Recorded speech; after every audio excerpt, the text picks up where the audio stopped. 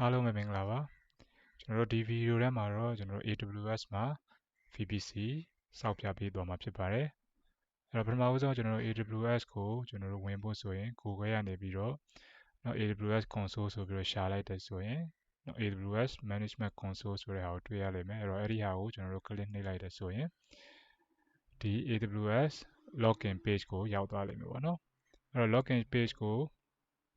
ဒီပေါ်မှာတွေ့ရတယ်လို့ပဲ sign in ဝင်လို့ရတယ်အဲ့လိုမှမဟုတ်ဘူးဆိုရင်ဒီ AWS ကိုကျွန်တော်တို့ account create လုပ်လို့ရတယ်ပေါ့နော်အဲ့တော့ account create လုပ်မယ်ဆိုရင် create ကိုနှိပ်လိုက်လို့ရတယ်အဲ့တော့ create နှိပ်လိုက်မယ်ဆိုရင်ဒီကျွန်တော်တို့ဒီ cloud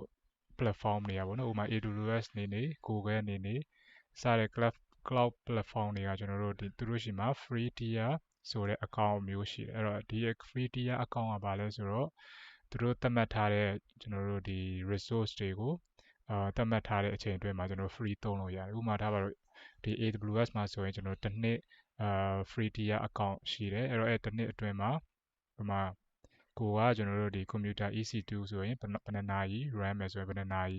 သူ့ရဲ့သတ်မှတ်ချက်ရှိတယ်သတ်မှတ်ချက်အတွင်းကိုက run နေဆိုရင်ပတ်စံပေးစရာမလိုဘူးပေါ့နော်အဲ့တော့အဲ့ဒီအကြောင်းကိုတော့ကျွန်တော်ဒီမှာပြထားတဲ့ link ကနေပြီးတော့သွားပြီးတော့လေ့လာကြည့်လို့ရတယ် AWS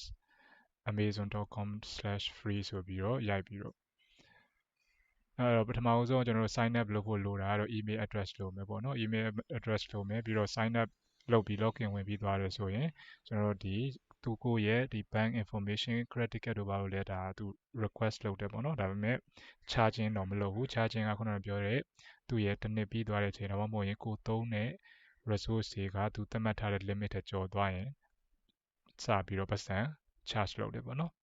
အဲ့ဒါကိုဒီ link မှာသွားပြီးတော့အသေးစိတ်ကြည့်လို့ရတယ်ကျွန်တော်ဒီ video ထဲမှာတော့ဒီအကြောင်းကိုကျွန်တော်တို့မ share တော့ဘူးပေါ့နော်အဲဆိုကျွန်တော်ရဲ့ဒီ AWS account တွေကိုကျွန်တော် login ဝင်ပါမယ်အဲဆိုဒီမှာတွေ့ရတာတော့ဒါ console home ပေါ့နော် home page ကျွန်တော်တို့ login ဝင်လိုက်တယ် AWS console ကိုဝင်လိုက်တယ်ဆိုရင်တွေ့ရတဲ့ home page အဲ့တော့ဒီမှာကျွန်တော် recently visited လုပ်ထားတဲ့ဒီ link တွေရှိတယ်အဲ့တော့ဒီဘက်မှာတွေ့ရတာတော့ service ပေါ့နော် service ကတော့ဒီ AWS ကနေပြီးတော့provide လုပ်ပေးတဲ့ service တွေဒီမှာတွေ့ရတယ်အဲ့တော့ဒီမှာသူ့ရဲ့categories လိုက်ခွဲထားတယ်ဥပမာ compute ဆိုရင်ကျွန်တော်တို့ compute နဲ့ပတ်သက်တဲ့ service တွေကဒီမှာသွားပြီးတော့ရှာလို့ရတယ်ဥပမာ EC2 ဆိုရင်ဒါ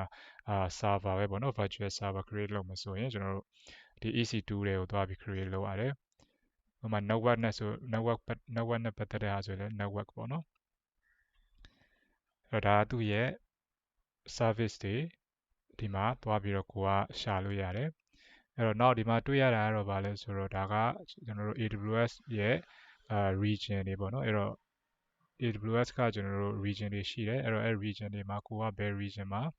ကိုယ့်ရဲ့ resource တွေကို create လုပ်မလဲဆိုတာဒီမှာရွေးလို့ရတယ်ဥပမာကျွန်တော်တို့ဒီမှာဆိုရင်Singapore ဆို Singapore region ကို click နှိပ်လိုက်တယ်ဆိုရင်သူက Singapore region ထဲကိုရောက်သွားတယ်ပြီးတော့အဲ့ဒီ region ထဲမှာကို create လုပ်ချင်တဲ့resource တွေကို create လုပ်ရတယ်အဲ့တော့ဒီပေါ်မှာတွေ့ရတာဆိုရင်ဒီမှာဆိုရင်ကျွန်တော်တို့ Singapore ပေါ့နော်အဲ့တော့ပထမဦးဆုံးအနေနဲ့ကျွန်တော်တို့ဒီ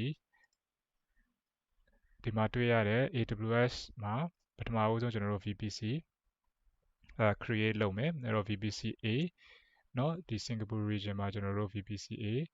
သူ့ရဲ့ IP ကဘာဖြစ်မလဲဆိုတော့10.0.0/16 ဆိုတဲ့ CIID block နဲ့ပေါ့နော်အဲ့တော့အဲ့ဒါကိုကျွန်တော်တို့စပြီး create လုပ်ပါမယ်အဲ့ဆိုရင်ကျွန်တော် VPC ဆိုရင် VPC ဒီမှာကျွန်တော်အရင်သွားခဲ့လို့ဒီမှာကျွန်တော်မြင်နေရတယ်ပေါ့နော်အဲ့လိုမှမဟုတ်ဆိုရင်ကျွန်တော်ဒီမှာ search box မှာ search ဆိုပြီးတော့ရှာလို့ရတယ် VPC အဲ့တော့ VPC ကိုကျွန်တော်တို့သွားပါမယ်အဲ့ဒီမှာတွေ့ရတာကတော့ဒါပါလဲဆိုတော့ကျွန်တော်တို့ VPC configure လုပ်တဲ့ page ပေါ့နော်အဲ့ဒီမှာဆို VPC ဆိုတာအရှိက virtual private cloud သူ့ရဲ့အောက်မှာကျွန်တော်တို့ configure လုပ်လို့ရတဲ့ဟာတွေရှိတယ်ပြီးတော့ security နဲ့ပတ်သက်တဲ့ဟာတွေနောက် firewall တွေနောက် network firewall တွေပေါ့နော်နောက် VPN service တွေနောက် gateway service တွေစသည်ဖြင့်သူ့ရဲ့ service တွေဒီအောက်မှာ create သွားပြီးတော့လုပ်လို့ရတယ်ပေါ့နော်အဲ့တော့အခုဒီမှာဝင်ချင်းမှာဆိုရင်ကျွန်တော်တို့ဘာတွေ့ရမလဲဆိုရင်ဒီမှာ VPC ဆိုရင်ကျွန်တော်တို့1ဆိုပြီးတော့မြင်ရတယ်အဲ့တော့လောလောဆယ်ကျွန်တော်တို့ရှိမှာ VPC တစ်ခုရှိတယ် subnet 3ခုပေါ့နော် route table တစ်ခုအဲ့တော့ဒါတွေကဘာလဲဆိုတော့ကျွန်တော်တို့ default အပါတယ်ကျွန်တော်တို့ VPC တွေ subnet တွေ route table တွေဖြစ်တယ်အဲ့တော့ဒီ region တစ်ခုမှာဆိုရင်ကျွန်တော်တို့ VPC တစ်ခု default ရှိတယ်ပေါ့နော်အဲ့တော့အဲ့ VPC ကိုကျွန်တော်တို့သွားကြည့်အောင်အဲ့တော့ဒီဘေးမှာရှိတဲ့ VPC ကို click နှိပ်လိုက်မယ်နှိပ်ပြီးရင်ကျွန်တော်တို့ဒီမှာတွေ့ရတာဘာလဲဆိုတော့ဒါ VPC ကျွန်တော်တို့တစ်ခုရှိနေတယ်ပေါ့နော် VPC ID နဲ့ပြီးတော့သူ့ရဲ့ CIDR ပေါ့နော် CIDR block က 172.3100/16 ဒါကသူ့ရဲ့ default range နောက်ကျန်တဲ့ VPC မှာပါဝင်တဲ့ကျွန်တော်တို့ဒီ attributes တွေပါမယ်ပေါ့နော်သူရဲ့ route table တွေACL တွေအဲ့တော့အခုကျွန်တော်တို့လုပ်မှာဘာလဲဆိုတော့ VPC A ခုနကပြထားတဲ့ VPC ကို A ကိုကျွန်တော် create လုပ်မှာဖြစ်တယ်အဲ့တော့အဲ့ဒါဆိုရင် create VPC ကို click နှိပ်လိုက်မယ်အဲ့တော့ဒီမှာဆိုရင်ဒါ VPC create လုပ်တဲ့ဟာပေါ့နော်အဲ့တော့ VPC ပဲကျွန်တော်တို့ create လုပ်မှာလားဒါမှမဟုတ်ရင် VPC နဲ့သူနဲ့ပတ်သက်တဲ့components တွေပါတခါတည်းတွဲပြီး create လုပ်မှာလားရွေးလို့ရတယ်အဲ့တော့အခုလောလောဆယ်တော့ကျွန်တော် VPC ပဲရွေးမယ် VPC only နောက် VPC ကိုကျွန်တော်တို့ name tag ပေးလို့ရတယ်အဲ့တော့ဒါပါ VPC ကျွန်တော်တို့ပေးမယ် A ပေါ့နော်အဲ့တော့ဒါက optional ဖြစ်တယ်ပေါ့နော်မပေးလည်းရတယ်အဲ့တော့ဒီမှာ CIDR block သတ်မှတ်ပေးရတယ်အဲ့တော့ CIDR block ကခုနကကျွန်တော်တို့တွေ့တဲ့ 10.10.0.0/16 ပေါ့နော်ဒါကကျွန်တော်တို့ဒီ network မှာသုံးမဲ့ IP block ပေါ့နော် CIDR block ကျွန်တော် IPv6 တော့ enable လုပ်မထားတော့ဘူးအဲ့တော့ VPC ကကျွန်တော်တို့ IPv4 လဲ support ဖြစ်တယ် IPv6 လဲ support ဖြစ်တယ်ပေါ့နော်အဲ့ကျန်တဲ့ဟာတွေကတော့ကျွန်တော် value ကတော့ default ပဲထားမယ်ဒါခုနကကျွန်တော်တို့ဒီမှာ name က VPCA ဆိုပြီးတော့ပေးလိုက်တဲ့အတွက်ဒီမှာကျွန်တော်တို့ tag မှာကျွန်တော်တို့ VPCA ဆိုပြီးတော့မြင်ရတယ်အဲ့တော့ဒါပဲပေါ့နော် VPC create လုပ်တာကျွန်တော် create လုပ်မယ် Okay create လုပ်ပြီးသွားပြီဆိုရင်ကျွန်တော်တို့ဒီမှာသူ့ရဲ့ VPC A ရဲ့ကျွန်တော်တို့ဒီ page မှာရောက်သွားလိမ့်မယ်ပေါ့နော်အဲ့လိုမှမဟုတ်ဘူးဆိုရင်ကျွန်တော်ဒီဘက်မှာ your VPC ဆိုပြီးတော့သွားပြီးတော့ကြည့်လို့ရတယ်ပြီးရင်ကျွန်တော်တို့ဒီမှာတစ်ခုပဲတွေ့ရသေးတယ်အဲ့တော့ refresh နှိပ်လို့ရတယ် refresh နှိပ်လိုက်မယ်ဆိုရင်ကျွန်တော်တို့ create လုပ်ထားတဲ့ VPC တွေမှာတွေ့ရတယ် VPC A ဆိုပြီးတော့သူ့ရဲ့ VPC ID ကဒါပေါ့နော်အဲ့တော့သူ့ကို details ကျွန်တော်တို့ကြည့်ချင်တယ်ဆိုရင်ဒီ VPC ID မှာသွားပြီးတော့ကျွန်တော် click နှိပ်လိုက်လို့ရတယ်ဒါမှမဟုတ်ရင်လည်းကျွန်တော်ဒီမှာ select မှတ်ထားလို့ရတယ်ပေါ့နော်အဲ့တော့ဒီမှာဆိုရင်ကျွန်တော်အပိုင်းတွေရှိမယ်details မှာဘာတွေပါမလဲဆိုတော့ VPC ID တွေ DHCP option set တွေနောက် main route table တွေ ACL တွေအဲ့အရာတွေပါမယ်နောက်ကျွန်တော်ဒီမှာ tag မှာခုနကကျွန်တော်တို့ name ပေးလိုက်တဲ့ VPCA ဆိုတဲ့ဟာဒီမှာကျွန်တော် tag အောက်မှာရောက်သွားလိမ့်မယ်အဲ့ဒါဆိုရင်ဒီ tag ကဘာအတွက်သုံးလဲဆိုတော့ကျွန်တော်တို့ဒီ cloud မှာကိုယ့်ရဲ့ resource တွေကိုရှာတဲ့အချိန်မှာပို့ပြီးတော့လွယ်ကူအောင်လို့ပေါ့နော်ဥပမာထားပါ VPCA ဆိုတဲ့ name ဥပမာကိုက project 2ခု3ခုလုပ်နေတယ်ဥပမာ project ABC 3ခုလုပ်နေတယ်အမှကို project A ရဲ့ resource တွေကိုကိုကသိကျင်တယ်ဆိုရင်ဒီ tag လို့ဒါမျိုးကိုကျွန်တော်တို့သုံးပြီးတော့ရှာလို့ရတယ်ပေါ့နောက်ပြီးတော့ဒီမှာ CIDR ကကျွန်တော်တို့ခုနသတ်မှတ်ပေးတယ်10.10.0.0/16အဲ့ဒါကဘာလဲဆိုတော့ကျွန်တော် VPC details တွေပေါ့နော်